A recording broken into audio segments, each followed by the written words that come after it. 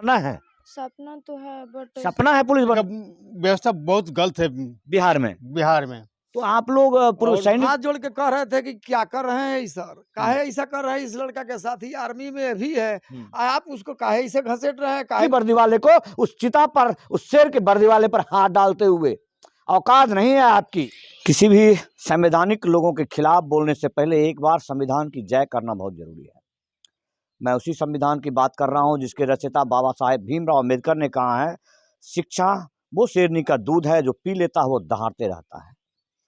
लेकिन वर्तमान में लोकतंत्र की जो स्थिति है उस पर जब नज़र डालेंगे तो मैं उस जगह पर पहुंचा हूं जो बिल्कुल भारत का सरहदी इलाका है। बिहार का तो है ही, क्योंकि उस पार नेपाल है और उसके इस बनखंड में बसे गांवों को देखकर आप सिर्फ आश्चर्यचकित कर सकते हैं। लगभग 30 किलोमीटर मोतिहारी से इस क्षेत्र में मैं आया हूं जहां पर ये लोग देख सकते हैं, जिसे अंशतः वीरांगना कहना होगा, क्योंकि फौजी भाषा में उन तमाम फौजी की पत्नियों को वीरांगना कहा जाता है, क्योंकि यही वो नारी शक्ति है जिनके बदौलत कोई सैनिक सरहद पर रहता है। यदि नारी शक्ति का प्रभाव ना हो, माँ का, बहन का, यदि इनका आभार ना हो, इनका आदेश ना हो, काहे कि ये बात बताने से पहले हम बता देते हैं आपको, ये पुलिस वाला है ना, जब पता चलता है तनी पड़ाका फूटा है तो इनके माँ बाप इनको अचरा में ढक लेते हैं। छोड़िए, ये आपका बिहार है जिसे आप बना रहे हैं, ये आपका बिहार है जिसे आप बना रहे हैं। मैं उस भारत की बात कर लेता हूँ जहाँ संविधान है, एक जीवंत संविधान है जिसके रचयिता को लोग पूजते हैं, भगवान के रूप में मानते हैं। तो उनके कहे हुए कुछ बातों को क्यों ना मान लेना था, इन्हीं से पूछ लेते हैं। घटना इनके सामने घटा है, क्या हुआ है? आपका क्या नाम है? जी काजल कुमारी। काजल कुमारी, जी आपके पति सेना में हैं जी और बहुत बड़ा घटना हुआ है, तस्वीर बहुत वायरल हो रहा है जिसमें आप पति को घसीट घसीट कर मारा जा रहा है। तो विश्वास है आपके भारत के संविधान पर आपको? जी है, जी फिर भी अभी भी है। जी। सुने इस गांव में कोई शहीद लोग भी रहते हैं, इसी गांव में, क्या नाम उनका अरविंद कुमार। है? अरविंद कुमार पांडे। कारगिल में शहीद हुए वो, जी तो कुछ होगा, बना उना भी होगा। जी। मैं सिर्फ इसलिए आपको बता रहा हूँ, सिर्फ इसलिए बता रहा हूँ कि बिहार के सरहदी इलाका में भले इस गांव के लोग कुछ ऐसे भी होंगे जो कि यहाँ से नहीं निकलते होंगे, अपनी ज़िंदगी में ट्रेन नहीं देख पाते होंगे, लेकिन यहाँ के लोग दौड़कर पंगड़ियों पर भाग कर सेना में भर्ती हुए और शहीद भी हो गए। शहीद हो गए। शहीद एक ऐसा मोक्ष है, एक ऐसा मोक्ष है जो दुनिया का सबसे मोक्ष है। उस शहादत को सलाम दुनिया करती है। और ऐसे पथ पर गए हुए सैनिक को कोई पीटता है, हार चढ़े और उसके शरीर पर खाकी वर्दी हो, तो हम संविधान की जय कैसे करेंगे?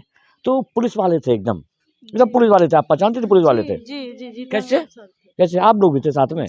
आप लोग जी पुलिस वाले थे सब जो मारपीट कर रहे थे? जी। तो पुलिस वाले को लगा नहीं, बताया नहीं आप लोगों की भाई मैं वही लड़की हूँ, वही बच्ची हूँ जिसके लिए आप लोगों को तनख्वाह मिलता है, जिसके लिए आप खूब कहते हैं बेटी बढ़ाओ बेटी बढ़ाओ।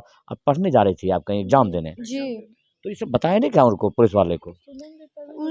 सुने क्या सुनते ही नहीं है। नहीं।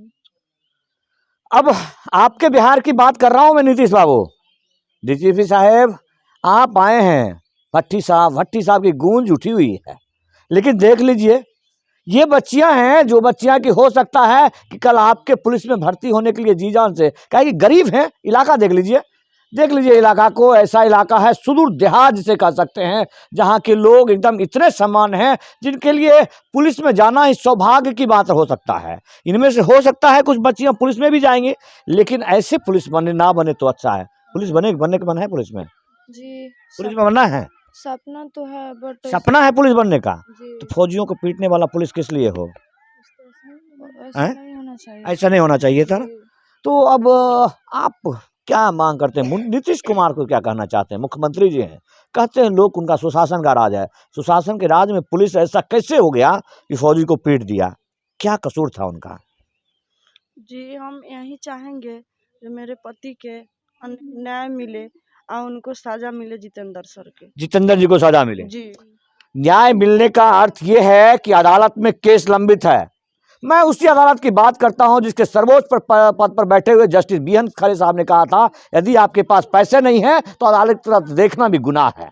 लेकिन मैं एक बात और बता देता हूं कि इन धाराओं के खेल खेलने वाले फरेबियों के सामने आपके पैसे भी बेकार और आपके साक्ष्य भी बेकार, संवैधानिक धारणा भी बेकार, कानून भी बेकार। एक फौजी जेल में है, उन्हीं चंद दिनों की छुट्टियों में से जेल में है, जिसकी वजह से बेचारे ने अपनी पत्नी को एग्जाम दिलाने के आए होंगे, अपनी साली को एग्जाम। ये जगह राधा मोहन जी का ससुराल है। उनका घर कहाँ है? जी बेलघाटी। बेलघाटी, मोतिहारी जिला में ही, जी मोतिहारी जिला में ही उनका घर है और ससुराल है। जाते जाते एक बात धीरे से बता देता हूं आपको कि जो वीरांगना खड़ी है, नव विवाहिता है वो।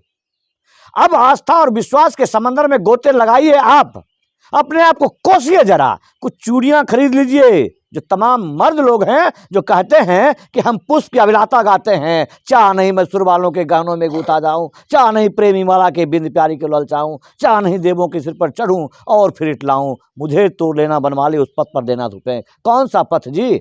ऐसा कवा पथ जहां पर आप उस पथ के सिपाही को पीट दें जो सरहद पर अपना सीना ताने खड़ा है, जिसने अपने गले का नाप दिया है। दुर्भाग्य कहिए दुर्भाग्य, आपके संविधान के दुर्भाग्य कहिए, आपके संविधान की जय तो हम कहेंगे हम जय, क्योंकि हमें लोकतंत्र ने जो आधार दिया है, जो अधिकार दिया है, जिसके दम पर हम इतने बड़े सियासत के खिलाफ बोल रहे हैं, उसकी जय हम करेंगे। लेकिन उस फौजी साहब के लिए भी सोचिए जरा, जिसके लिए लोग कहते हैं वही देश आज़ाद रहता है जिसकी सेना गुलाम रहती है। क्या ऐसे आज़ाद देश के गुलाम सिपाहियों को पीट देंगे आप? हिम्मत है आपको मुझे पीटने की? डंडा बांध के रखता हूं मैं, देखिए पीट करके। हद नहीं कीजिए साहब, हद नहीं कीजिए। तो बच्चे और भी बहुत बच्चे लोग थे आपके साथ में, ये सब देखिए आप। इन बच्चों के मन में उठते उस खुमार को देखिए जो रात को ये कहानियां बुनता होगा कि मैं भी सेना में जाऊंगा, और इसके सामने इसके रिलेटिव, इसके जीजा, इसके फूफा, जो भी हो, एक्सेट्रा एक्सेट्रा, और पीट दिया गया। अब जिंदगी में ये क्या कहानियां बताएगा उन फौजियों के बारे में जिसने सुना होगा सरहद पर किस तरह गोलियां खाते हैं, साथी लेकर खड़े होते हैं उस तोप के सामने। क्या ऐसी कहानियां सुनने के लिए आपने इस घटना को बरती है? दुर्भाग्य कहिए साहब। बापू धाम मोतिहारी की इस घटना के बारे में मैं इस बच्चे से पूछना तो मुनासिब नहीं समझूंगा, लेकिन किशोर है उससे जानना चाहूंगा, क्या आपने देखा था घटना? जी आपके सामने घटित हुआ था। जी एक पुलिस वाला एक फौजी को मार रहा था, उसको पता था कि ये फौजी है? जी अपना आईडी बतलाए थे हम। उन्होंने दिखलाया कि मैं फौजी हूँ। जी ये क्यों दिखलाया उन्होंने? बोले कि हम एक फौजी है, टेक्निकल से हैं, अपना हमारा जब विवाद हो गया, चोट लग गया एक को, तो जो चोट लगा वो आदमी को ये क्या कर रहे थे? उसको बोल रहे हैं जो हम लोग उठाए, उसको बोले अंकल आपको जितना भी खर्च होगा उतना हम लोग दवा कराएंगे। हाँ। तब तक जितेंद्र सर को वहाँ पर लगने ऐसे ऐसे बोल रहे हैं उनको। वो आए कहाँ से? वो आए हमको नहीं मालूम, वो फोन किए होंगे, जो एक्सीडेंट हुआ था वो फोन किए होंगे। आप लोगों को एग्जाम देने जाना था उस समय? जी इन लोग को जल्दीबाजी रही होगी, हर एग्जाम देने वालों को जल्दीबाजी रही होगी। तो जो चोट, आंसी से चोट आया था, बहुत घायल हो गए थे क्या वो? नहीं, कौन थे वो, कैसे थे, कितने उम्र था उनका? 50 साल के आसपास थे। जी। देखने में कैसे लगते थे? जी अभी बहुत टाइट थे।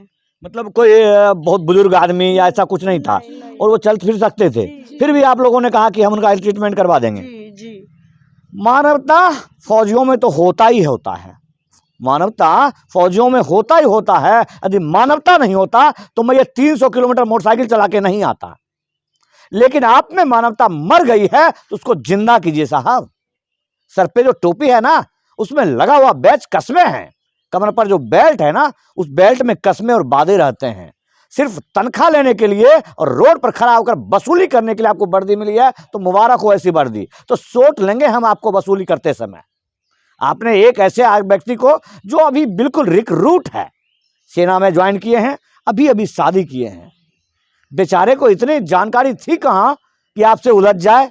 और आपने जो अत्याचार किया, अब इसकी भरपाई यहाँ भटकते हुए एक सैनिक आ गए हैं, ये भी सेवानिवृत्त हैं। अब इनसे पूछ लेते हैं कि बिहार की क्या व्यवस्था है। क्या जी भैया, फौज में नौकरी करके आए हैं? जी फौज में नौकरी करके आए हैं तो फौज कैसे? में नौकरी की है। हाँ। बिल्कुल 26 साल में नौकरी किया हूँ। नायब सूबेदार के रैंक से मैं घर पे आया हूँ। तो क्या नाइजर रैंक से आए तो बिहार में क्या देखते हैं आप? पुलिस वाले एक फौजी को पीट दिया पुलिस वाले का व्यवस्था बहुत गलत है बिहार में। बिहार में। तो आप लोग पूर्व सैनिक है, गांव में रह रहे हैं, किसी तरह दिन दुनिया से कुछ अब जो जिंदगी बची है उसको मौज से गुजार रहे हैं, लेकिन यहाँ की व्यवस्था के बारे में लड़ना भी तो चाहिए थोड़ा। पुलिस सुनती नहीं है, बिल्कुल नहीं, बिल्कुल नहीं सुनती है। किसी वो सिफारिश भी लेके जाने पर जो पार्टी पैसा देता आप कभी है, किसी मतलब यहाँ का कोई सम्मान नहीं कि आप सेना से आए हैं, 26 साल नौकरी करके आए हैं, इसका कोई ग्रीवेंस नहीं, कोई सम्मान नहीं करता, इसका कुछ भी नहीं, कुछ भी नहीं करता है। नीतीश बाबू भले सरहद नहीं लगता हो आपको, मतलब पाकिस्तान का सरहद तो बहुत बड़ा है आपका। आपके बिहार का पूरा उत्तर माथा सरहद ही है और देश का सरहद है। वो भले नेपाल हो जिसके साथ आपका बेटी रोटी का संबंध है, लेकिन एक बात और बता देते हैं आपको, यही वो नेपाल है जो आपके शराबबंदी कानून को लागू नहीं दे रहा है और उसमें मुख्य भूमिका पुलिस की होती है। पुलिस के वजह से ही आपका ये कारनामा चल रहा है कि रोज दारू उधर से लेना है, इधर टपाना है और उसके वसूली में पेट भरना है। वहां रहने वाले फौजी को आप पीट देते हैं, कभी उन दारू कारोबारियों को पीट कर देखिए, दम है तो कभी एक सम्मान आप उनको भी भेज कर देखिए। आप देखे थे उस घटना में गए थे बाद में, कौन है आप उनके? राधा मोहन जी के ससुर हैं आप उनके ससुर हैं। जी। तो बड़ा ग्लानि होता होगा कि आपने एक बहुत विश्वास के दुख साथ हुआ। फौजी आदमी को दिया था अपनी बेटी कि वो साक्षात, तो बहुत ग्लानि होता होगा, बहुत दुख हुआ सर। दुख हुआ। अभी तो भी। क्या कहेंगे अपने? पुलिस तो आपका है, सेना भले आपका रहे ना रहे, पुलिस तो आपका है। नहीं, हम हाथ जोड़ के कह रहे थे कि क्या कर रहे हैं सर, काहे ऐसा कर रहे हैं? इस लड़का के साथ ही आर्मी में भी है, आप उसको काहे ऐसे घसीट रहे हैं, काहे उसको मार रहे हैं, लेकिन फिर भी वो नहीं सुने। नहीं सुना वो, एकदम नहीं सुने। इतने बाद में- प्यार से कहा है नहीं सुने, बराबर इज्जत से बोल रहे हैं। इज्जत के लायक है क्या वो? जी नहीं, वो तो जितना हो दंड दिया जाए उसको कम है, लेकिन उसको ना जेल में करना चाहिए। तो बताइए, निर्दोष लड़का के ले जाकर जेल में कर दिया गया है, और जो गुंडागर्दी करता है, इतना मन अपराध करता है, उसको बाहर रखे हैं। तो अदालत ने भी तो नहीं सुना। उन्होंने तो जज साहब के लिए क्या कहेंगे, न्याय के उस कोठे में जहां पर कि वो अदालत में बैठते हैं कटघरे में जज साहब, उस जज साहब में संवेदना नहीं है कि उस पुलिस वाले पर विश्वास कर रहे हैं जो कि रोज पलटी मारते हैं, रिश्तेदारी बना करके केस कर। एसडीएम साहब और रक्सौल भी जाते हैं, वो रहते हैं, वो माने आंख बंद करके बैठ गए हैं साथे। आंख बंद करके। हाँ तो अब अदालत वाले साहब के लिए मैंने शुरू में ही आपको कह दिया कि ये हमारा विश्वास है। मैं इस पर यकीन नहीं करता हूं कि जस्टिस साहब ने जो कहा है कि अदालत की तरफ देखना भी गुनाह है अगर आपके पास पैसे नहीं है, यह अंशतः सत्य भी है और अंशतः झूठ भी है। सत्य इसलिए है कि यहां पर हो रहे घटनाओं पर जब हम ध्यान देते हैं तो ऐसा घटित होता है। गलत इसलिए कि कहीं ना कहीं कभी ना कभी कुछ ना कुछ न्याय मिल जाता है।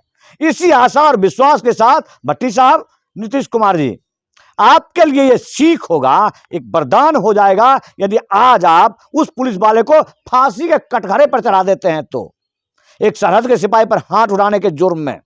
और उसके बाद आपको बाइज्जत माफी मांगना चाहिए इस बेटी से, इस बहन से, इन बच्चियों से, इन बच्चों से जिन्होंने इस कुकृत्य को देखा है, एक खाकी वर्दी वाले को उस चिता पर, उस शेर के वर्दी वाले पर हाथ डालते हुए।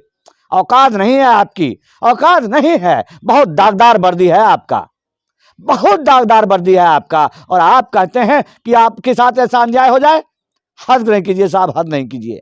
आप शौक से उस वर्दी को पहनते हैं, जब हम देखते हैं आपको उस वर्दी में तो हमें ग्लानि होती है कि चोर पुलिस कैसे चिता ड्रेस पहने हुए है। अधिकार है आपको, कोई प्रोटोकॉल है आपके पास, कोई चिट्ठी है आपके पास? आपके पास सिर्फ और सिर्फ वो बिकी हुई खादी दर लागू है। खाकी के अलावा कुछ मत पहनिए, पहना मत कीजिए। कभी कमांडो लिखकर पहनते हैं, कभी शौक से पहनते चिता ड्रेस को, और चिता ड्रेस वाले को पीटते हैं रोड पर। हद कर दिया है आपने इस कुकृत्य के लिए। यहाँ जितनी भी माताएं और बहनें हैं, जिन बच्चे हैं, उनसे मैं अपनी तरफ से क्षमा चाहता हूं, क्योंकि मैंने भारतीय थल सेना का नमक खाया है तो उस नमक की अदायगी मैं करूंगा। अदालत में हमारी आपकी मुलाकात होगी। आपने जो झूठा केस लिखवाया है, जिसमें आपने लिखवाया है कि पहले वो धक्का मारते हैं और फिर जाकर के उसे गाली गलौज करते हैं, तो पुलिस वाला आया कहां से? उड़ के आया। यदि इस तरह बिहार पुलिस हनुमान जी बन जाए तो ये सारे घटना बंद हो जाए, प्रतिदिन के हिसाब से गोलियां का ठाई बंद हो जाए, अपहरण बंद हो जाए, लेकिन वो तो आप करते नहीं। इसलिए समझा जाता हूं आपको, बिहार वासियों को, जिनको लगे कि वास्तव में इस घटना से आपको सीख मिल सकता है, वो लोग, जो लोग एक फौजी को पीट सकते हैं, आप उनके लिए क्या हैं? चींटी की तरह हैं। तो जरूर इस वीडियो को शेयर करेंगे, ज्यादा से ज्यादा शेयर करेंगे। अभद्र भाषा बिल्कुल नहीं है, और अभद्र भाषा पर हम आ गए जब आपने कहा कि फौजी ने गाली दिया है। यदि हमने गाली देना शुरू कर दिया है तो शायद आपको सांस लेने का मौका नहीं देंगे। और आपकी पुलिस गाली देने वाली है, गाली देती है, जिसका जवाब आपको 2000 पढ़ने में आपके आईजी रैंक अधिकारी ने दिया है। गालीबाज है बिहार पुलिस, फौजी गालीबाज नहीं है। लेकिन फौजियों को जितनी गाली की ट्रेनिंग मिल जाती है, यदि गाली देना शुरू कर दे तो पूरे बिहार पुलिस पर अकेला एक फौजी भारी पड़ेगा। जय हिंद की सेना।